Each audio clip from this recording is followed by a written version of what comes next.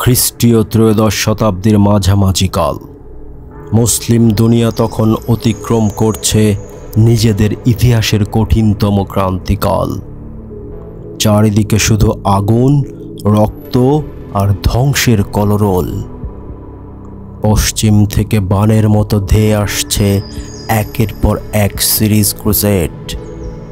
পূর্ব দিকে কিয়ামতের বিভীষিকা নিয়ে কড়া নাড়ছে তাতারি মরুঝড়।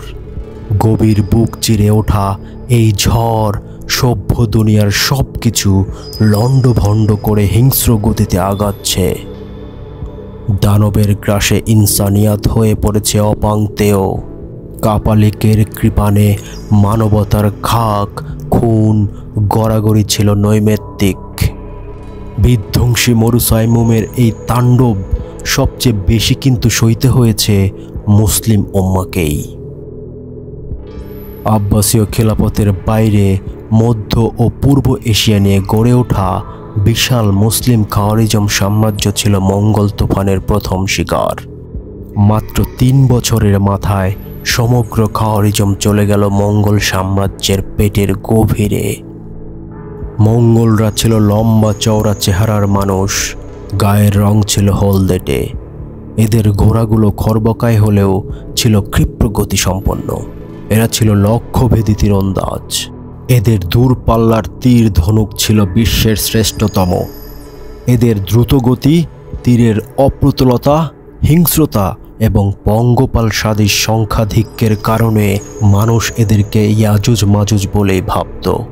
এদের সংগঠক ছিলেন অখ্যাত এক তেমুজিন, ইতিহাস বিখ্যাত সেই চেঙ্গিস খান।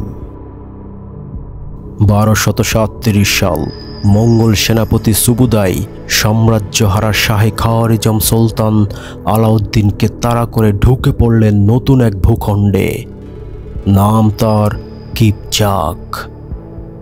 কিপচাক রাশিয়ার ইয়ায়ক ও ভলগা নদীর মধ্যবর্তী ককেশাস পর্বতমালার পাদদেশে ছোট্ট এক ভূখণ্ড। এখানেই অন্যান্য তুর্কি গোত্রের সাথে কুমান সম্প্রদায়ের বসবাস। জাতিতে কিপচাকের প্রায় সবাই মুসলমান। শৈশবে বন্য নেকড়ে, কৈশোরে বাঘ আর যৌবনে সিংহের সাথে টক্কর দিয়েই এরা বেড়ে ওঠে। তাই প্রাকৃতিকভাবেই এরা ছিল দুরন্ত, দুর্ধর্ষ যোদ্ধা জাতি। এই কুমান সম্প্রদায়েই 1233 সালে জন্ম নেন দুর্ধর্ষ এক সেনানায়ক। নাম তার বাইবার্স। তুর্কিতে বাইবার্স অর্থ প্রধান চিতা, তাই ইতিহাসে আজও তিনি দ্য প্যান্থার নামেই পরিচিত। কিপচাকবাসী দুর্ধর্ষ যোদ্ধা হলেও নিজেদের ভূখণ্ডে আচমকা নতুন এক প্রজাতির আগমন দেখে তারা ভ্যাবাচাকা খেয়ে যায়। কিছু বুঝে ওঠার আগেই ভেসে যায় বিদ্যুৎ গতির মঙ্গল শৈলাবে। পতন ঘটে স্বাধীন কিপচাক ভ্যালির। ছিন্ন ভিন্ন হয়ে যায় কুমান সহ কিপচাকের অন্যান্য সম্প্রদায়। পুরুষরা গণহারে নিহত হয়, মেয়ে ও শিশুরা হয় বাজারের পণ্য, মামলুক ও দাস। এদের মধ্যে 4 বছরের শিশু বাইবার্সও ছিলেন।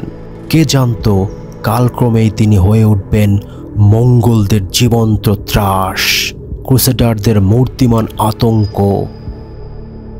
মঙ্গলরা সবার সাথে তাকেও দাস বাজারে বিক্রি করে দিল। শুরু হলো নতুন জীবন, মামলুক অধ্যায়। স্বাধীন হয়ে জন্মেও দেশ থেকে মহাদেশে চলল তার দাসত্বের ঘূর্ণন। 1 বছর পর 5 বছরের বাইবার্স দাস ব্যবসায়ীদের সাথে ইউরোপের রাশিয়া থেকে এবার এলেন এশিয়ার দামেস্কে। মাত্র 28 দিরহামে দ্বিতীয়বার বিক্রি হলেন এক ধনাঢ্য ব্যক্তির কাছে। 3 বছর পর চোখের ছানির কারণে সে ব্যক্তি তাকে ফিরিয়ে দেন সেই আগের ব্যবসায়ীর কাছেই। কিছুদিন পর আইতাকিন নামক একজন সেনানায়ক তৃতীয়বারের মতো তাকে কিনে নেন নামমাত্র মূল্যে। এবার তার গন্তব্য আফ্রিকার কায়রো, কারণ আইতাকিন ছিলেন মিশরের আইয়ুবীয় সালতানাতের একজন অভিজ্ঞ জেনারেল। এই সেই আইয়ুবীয় সালতানাত যার ভিত্তি গড়ে উঠেছিল গ্রেট সালাদিন খ্যাত সুলতান সালাউদ্দিন ইউসুফের রক্ত ও ঘামে। 1174 সালে গাজী সালাউদ্দিন তার বাবা নাজমুদ্দিন আইয়ুবের নামানুসারে আফ্রিকা ও এশিয়া মহাদেশব্যাপী এই সুবিশাল সালতানাতের গোড়াপত্তন করেন। কিন্তু গাজী সালাউদ্দিনের গড়া বিশাল এই সালতানাতের ক্ষয় শুরু হয় তার জীবদ্দশাতেই। চূড়ান্ত অবক্ষয় ঘটে তার মৃত্যুর পর। সালাউদ্দিন তার একক প্রচেষ্টাতেই ক্রুসেডারদের নাগপাশ থেকে দীর্ঘ 88 বছর পর 1187 সালে বাইতুল মুকাদ্দাস পুনরুদ্ধার করেন। প্রতিশোধ হিসেবে ইংল্যান্ড সম্রাট রিচার্ড দ্য লায়নহার্ট তুমুল যুদ্ধের পর 1192 সালে কৌশলগতভাবে গুরুত্বপূর্ণ শহর আকরা অধিকার করে নেন। হাত্তিন যুদ্ধে সুলতান সালাউদ্দিনের বিশাল সংখ্যক সেনা ক্ষয় হয়ে যাওয়ায় প্রাণপণ চেষ্টা করেও আকরার পতন তিনি রোধ করতে পারেননি।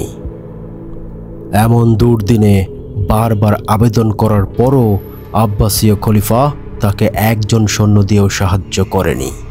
আকরার অসহায় পতনে সালাউদ্দিনের মনোবলে অনেকটাই চির ধরে যায়।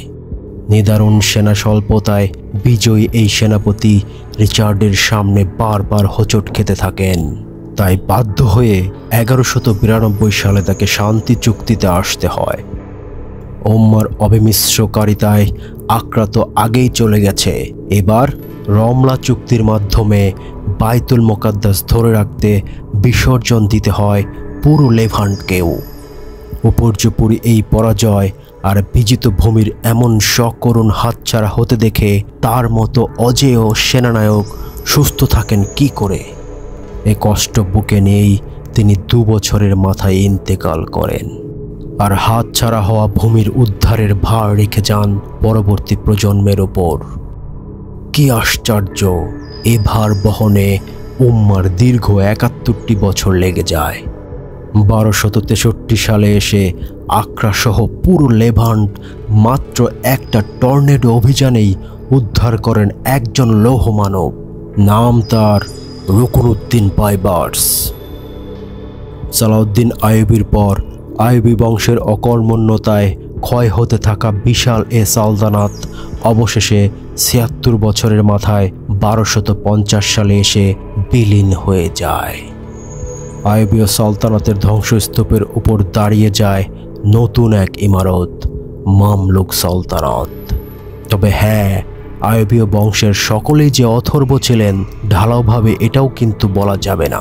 উজ্জ্বল ব্যতিক্রম 2-1 অবশ্যই ছিলেন। সুলতান আস-সালিহ তাদেরই একজন। আইতাকিন বাইবার্সকে নিয়ে কায়রো পৌঁছালেন।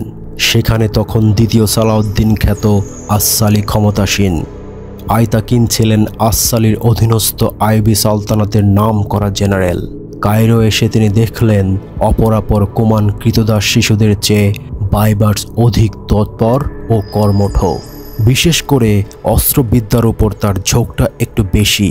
তাই আইতাকিন শিশু বাইবার্সকে তলোয়ারের সাথে ধনুক ও আড়ধনু চালনার শিক্ষাও দিতে লাগলেন।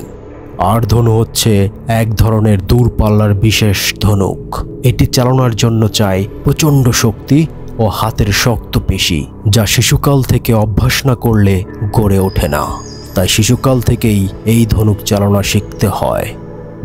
শিশু বাইবার্স এই কাজে এত সাফল্য লাভ করলেন যে আইতাকিন বুঝে নিলেন এই শিশু একদিন বড় যোদ্ধা হবেই। তাই নিজের শিক্ষায় তৃপ্ত না হয়ে বাইবার্সকে ভর্তি করে দিলেন নিয়মতান্ত্রিক সেনাবাহিনীতে। 1242 সালে মাত্র 9 বছর বয়সে বাইবার্স পুরোদস্তুর সামরিক প্রশিক্ষণ নিতে আরম্ভ করলেন রীতিমতো আইয়ুবী সেনাবাহিনীতে।